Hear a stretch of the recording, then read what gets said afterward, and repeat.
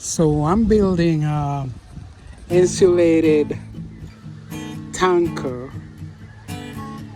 Pretty much I'm gonna put insulation here, and I'm gonna lay those 4 totes, 1, 2, 3, 4 totes up here, and then I'm gonna insulate them for winter time. And I'm expecting the water to be not to freeze when I put it up here. So this truck came with a wooden bed. Actually it's a dump, and I'm gonna use it for this purpose.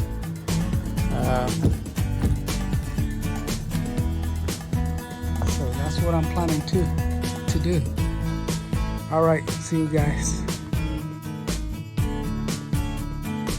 What? So that's how the insulation is there. Looks like a pretty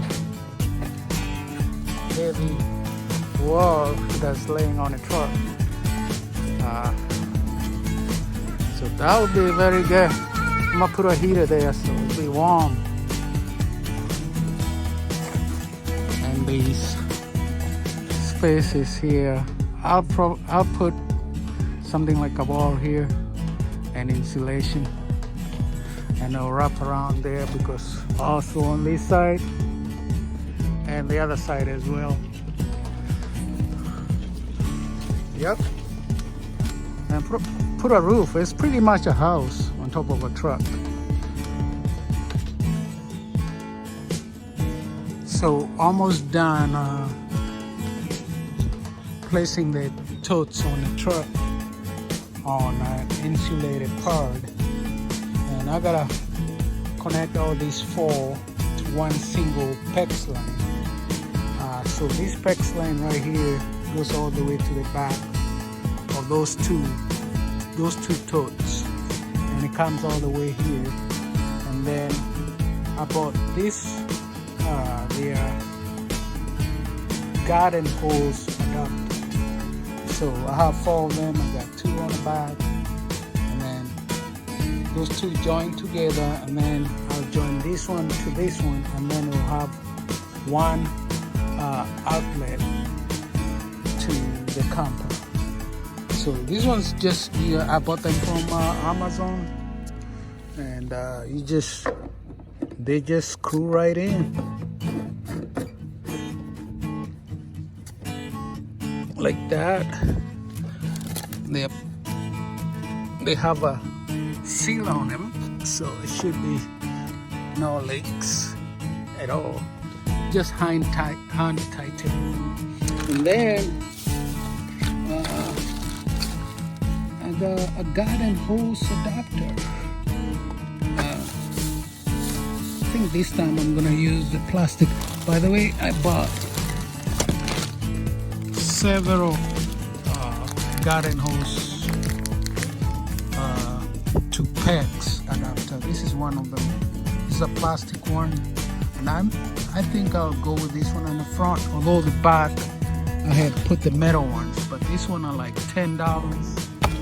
This one are like $3. So I'm gonna return these ones. This one was from Home Depot. That one, this one I found it in Menards. So this one might freeze, although it's very sturdy. It won't break or anything. But I thought this one would probably could freeze faster than that. I'm not sure.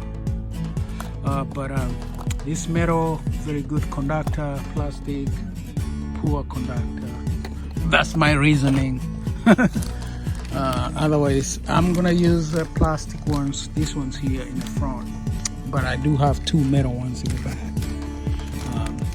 And then after that, I'll have a T coming out of those 2 tanks, and having one outlet or PEX one PEX outlet from these 4 tanks to the camper. And And after I'm done with that, I'm gonna do the insulation. And up here, this part that's left up here in the front is about, I would say, 12 inches. I'll put a diesel heater here, and that diesel heater is the one gonna make sure these tanks don't freeze. Yeah, it's the one that's gonna make this water stay at above 0 degrees, so that it could flow out, or the water could flow from the tank to the camper. So otherwise, I'm gonna let you know how it looks like. I also will do a video after I'm done insulating the top of it. For right now, that's how it looks. And by the way, I did say it's on a 14-inch dump truck, F550, Ford F550 diesel. It's a 7.3 liter with about 366 miles in it. But the odometer doesn't work, so I know it has more mileage than it does say on the odometer. Otherwise, guys, here. So I kind of waited too long to insulate my tanker. You can see it's snowing. I don't know whether you can see that, but and it's about 30 degrees out here. So that's the water tank, water reservoir that we're gonna be using here. I had sealed it and put insulation all around, but I had to take it apart because we had used some of the water and I had to refill it. And the only way to do that was to get to the top and refill it from there. So I have to seal it again, but right now we are not using this water. We're gonna be using another tote that's in the trailer, 250 gallon. And when it gets really like in the middle of the winter, when we run out of that, we're gonna use this. This one is about 1,000 gallons. And I'm about to get up there and seal all those holes with the foam, and then I'll put insulation on top and seal it with nylon paper there, and also put the cover on top. But I did heat it a few days ago, and it was a lot of moisture there when I took that out. So I don't know how I could solve that issue. And you can see from this side, it needs to be sealed all the way right there to the, I don't know whether you can see it there. I'll put the foam on here, and this side seems to be really good because I have face insulation. If it's easier to use it, so that's what I'm gonna do. And that's where the exhaust is for the diesel heater. You can see it's been used a few times. That's on top dark stuff there is the plastic that I had on top there, kind of burned. So I'm about to get it to the top there and start sealing this thing up. Bye.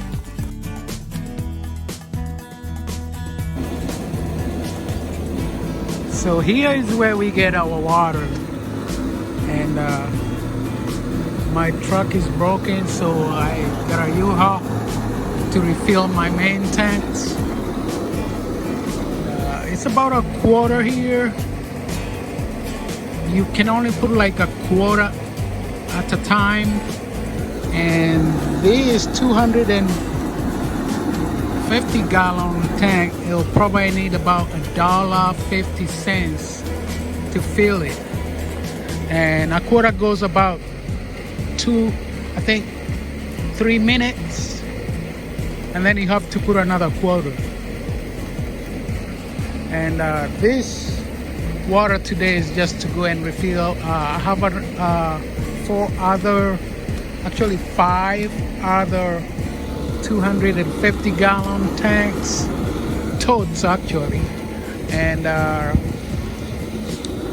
if I refill them, then I guess that should last us about March or April next year, when it's warm again, where we can come and get more water. So again, this is Eagan, Minnesota.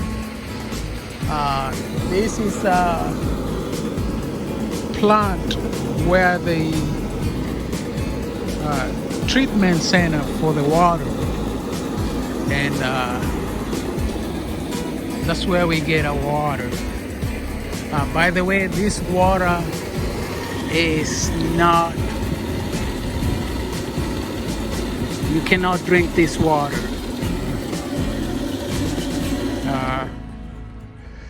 So it says non-potable water, so you can't drink it.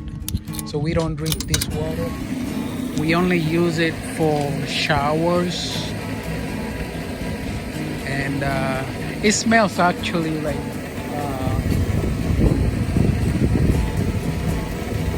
yeah, it does smells kind of a what do you call it? Just like a city water smells, like bleach or something. Not bleach, but some I don't know what chemical they put in there. Even the city water smells the same way. And I did ask one of the official at the water department here in Eagan. He said she told me that this water is the same quality as this water that you get in your house. So, but I guess there's a warning there saying you can't drink it. So I don't know what's the deal with that, but I guess they don't want to be reliable for anything. All right, thank you very much.